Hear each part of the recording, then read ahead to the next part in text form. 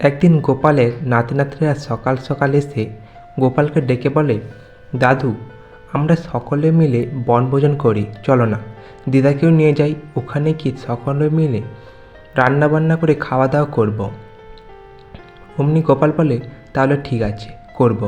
ওর জন্য একটা সময় দেখি কবে করা যায়। এদিকে পুটির বাবার সাথে রাস্তার মধ্যে পুরোহিত মশাইয়ের সাথে দেখা হয়।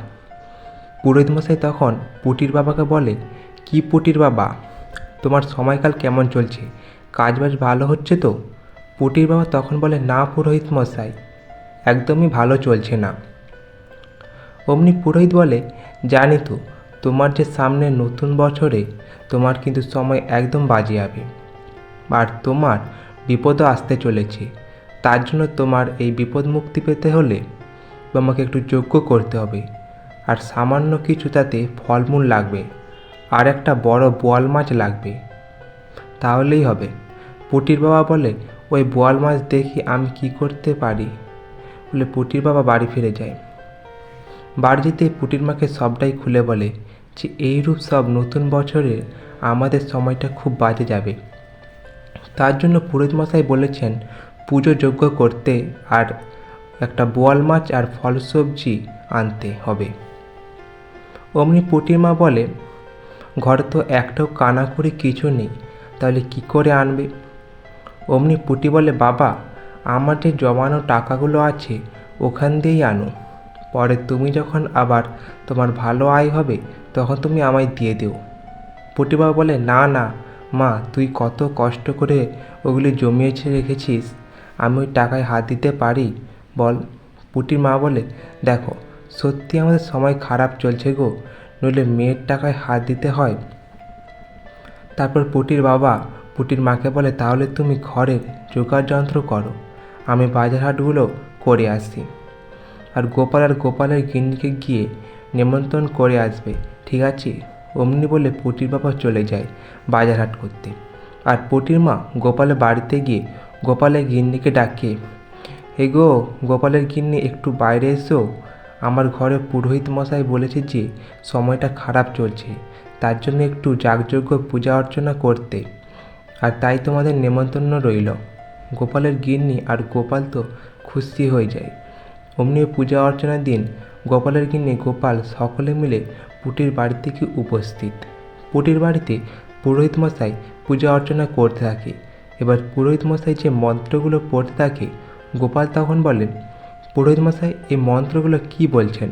এগুলো তো কখনোই আমি জীবনে শুনিনি। পুরোহিত মশাই বললেন, আপনি চুপ করুন তো, আমাকে একটু ভালো করে পুজো করতে দেন। তারপর মাছের আহুতি দেয়। পুজো শেষ হয়ে যায়। পুজো শেষ হয়ে যাওয়ার পরে মাছটা নিয়ে সব কিছু ঝোলা ভর্তি করে নিয়ে বাড়ি চলে যায়। অমনি বাড়ি যাওয়ার সময় গোপাল তখন বলে যে, পুরোহিত মশাই, আপনি এই মাছ নিয়ে কী করবেন? অমনি পুরোহিত মশাই বলে, এটা তো পুজোর আহুতি দিয়েছিলাম, আর এই মাছগুলো আমি গরিব দুঃখীদের দিয়ে দেব। গোপাল তখন বলে, ও তাহলে বেশ, ঠিক আছে, নিয়ে যান। এদিকে পুরোহিত মশাই চলে যাওয়ার পরে গোপাল নাতনি নাতনি বলে, যা তো দেখিনি পুরোহিত মশাই মাছগুলো নিয়ে কী করছে। এবার পুটে গুলটে ন্যাপলা সব লুকিয়ে লুকিয়ে দেখছে যে কি করছে আর কি করছে না। ওরা লুকিয়ে লুকিয়ে দেখতে যায়।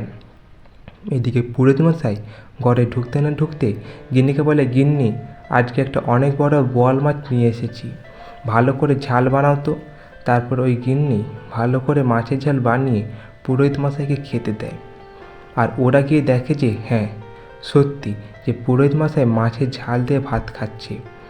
ওরা ছুটে এসে গোপালকে বলে, গোপাল দাদু, আমার বাবার কষ্টের পয়সা পুরোহিত মশাই মিছিমি বলে পুজো করে মাছ নিয়ে গিয়ে বাড়িতে বসে খাচ্ছে, কোনো গরিব দুঃখীদের দেয়নি।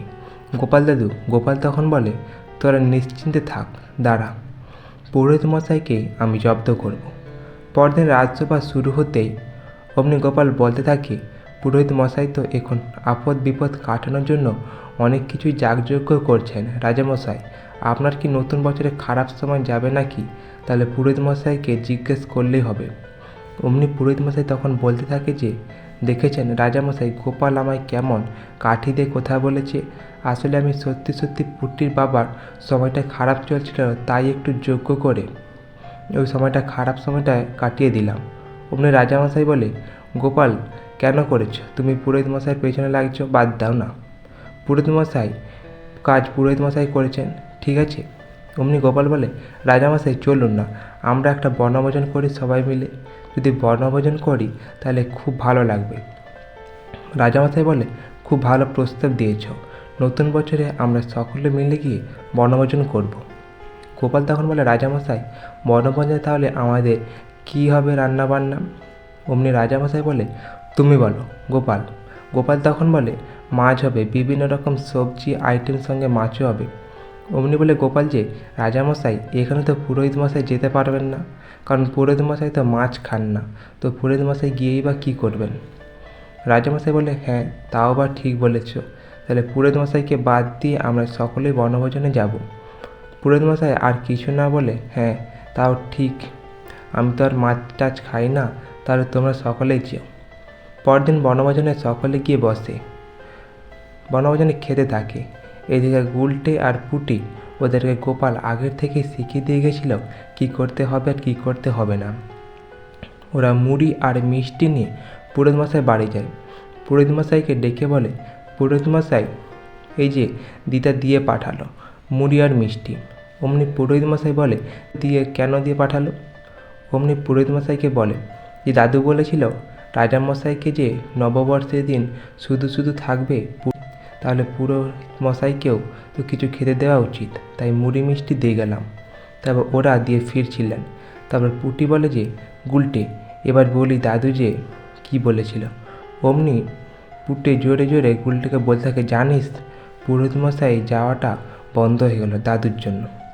দাদুই পুরোহিত মশাইকে যেতে দেয়নি, বলে আমরা ওখানে আনন্দ করে খাবো দাবো, পুরোহিত মশাইকে পাঠাবো না। পুরোহিত মশাই শুনতে পেলে, গোপাল আমার যাওয়া বন্ধ করে দিয়েছে, আমি এক্ষুনি যাব। ওই বলে পুরোহিত মশাই বেরিয়ে পড়ে ওই বনভোজনের ওখানে। এদিকে বনভোজন ও রাজামশাইরা সকলে ভোজন করে নিয়ে জঙ্গলের পাড়ে একটা নদী রয়েছে, আর নদীর পাড়ে সকলে মিলে দেখতে যায়। এদিকে গুলটে পুটি ওরা গোপালের কথা মতো আর দুটো হাঁড়ি নিয়ে এসে গাছের মধ্যে বেঁধে দিয়ে চলে যায়, আর গাছের আড়াল থেকে দেখতে থাকে পুরোহিত মশাই কী করে আর কি করে না। পুরোহিত মশাই এসে দেখে ওখানে বনভোজনের ওখানে কেউ নেই, হাঁড়ি কড়াই রয়েছে আর গাছে দুটো হাঁড়ি ঝুলানো রয়েছে। অমনি পুরোহিত মশাই ভাবে, গোপাল মনে হয় আমাকে খেতে দেবে না বলে ওই খাবারগুলো থেকেই করে ঝুলে দিয়েছে গাছের মধ্যে। তাই উনি একটা লাঠি খুঁজে নিয়ে ওই হাঁড়িগুলোর মধ্যে আঘাত করতে থাকে। প্রথম হাঁড়িতে যখন ফাটায়, অমনি রং জল পুরো গায়ে ভর্তি হয়ে যায়। তারপর হয় মনে আরেকটা হাঁড়িতে কিছু খাবার রেখে দিয়ে গেছে। ওই হাঁড়িতে যখন ফাটিয়ে দেখে পুরো রং জল পুরোহিতের মশাইয়ের পুরো গায়ে ভর্তি হয়ে যায়। পুরোহিত মশাই বেচারি বলে, কি করলাম, এগুলো তো সব রং জলই ভর্তি। দেখি তো উনার মধ্যে যে হাঁড়িটা আছে তার মধ্যে দেখি তো, ওর মধ্যে হাত ঢোকাতেই অমনি সঙ্গে সঙ্গে ঝাঁকা খায়। হাঁড়ি দেখে চিৎকার করতে থাকে, ও বাবারে, আমি তো গরম ঝাঁকা খেয়ে গেলাম। ওই সময় রাজামশাই আর সকলে এসে উপস্থিত। তখন রাজামশাই বলে, কি পুরোহিত মশাই, এ কী অবস্থা আপনার? গোপাল তখন বলে, রাজামশাই তাহলে শুনুন, উনি পুটির বাবার কাছ থেকে মিথ্যে কথা বলে মাছ নিয়ে ঝোল পুজো করে আর নিজে নিজে খেয়েছেন, আর আমাদের বলে গেছেন যে ওগুলো গরিব দুঃখীদের দেবেন, কিন্তু মিথ্যা কথা বলে উনি নিজেই খেয়েছেন। আর এখন যখন ওনাকে খেতে ডাকা হয়নি, বলা হয়নি, উনি তখন আর মাছের লোভ সামলাতে না পেরে তাই চলে এসেছে খেতে। অমনি রাজামশাই বলে, এ কি পুরোহিত মশাই, আপনি এইরূপ ধরনের, আপনার শাস্তিও উচিত, তাহলে আপনাকে পুরো পুজো পার্বণ থেকে আমি পুরো ছাঁটাই করে দেব। অমনি রাজামশাইয়ের কথা শুনে পুরোহিত মশাই তো কান্নাকাটি জুড়ে দেয়, যে রাজামশাই ওই মাসের মায়না দিয়ে ঠিক করে তো চলে না, তাই আমায় যদি ছাঁটাই করেন তাহলে আমি কি করে খাবো? রাজামশাই আপনি না হলে আমাকে অন্য কোনো শাস্তি দেন। রাজামশাই বলে, ঠিক আছে, তুমি যখন বোয়াল মাছ নিয়েছো পুটির বাবার কাছ থেকে, তাহলে তুমি ইলিশ মাছ এনে আমাদের রাজসভার সকলকে, এমনকি পুটির বাবা এবং সকল সদস্যদের নিয়ে এসে খাওয়াতে হবে। তাতে পুরোহিত মশাই রাজি হয়ে যান। তারপর পুরোহিত মশাই সকলকে, পুটির বাবাকেও এবং পুটির বাবাকেও ডেকে নিয়ে এসে ইলিশ মাছের ঝোল ভাত খাওয়ায়। আজ এই পর্যন্ত। গল্পটি ভালো লাগলে অবশ্যই চ্যানেলটি সাবস্ক্রাইব করে দেবেন এরকম আরও কিছু গল্প পাওয়ার জন্য।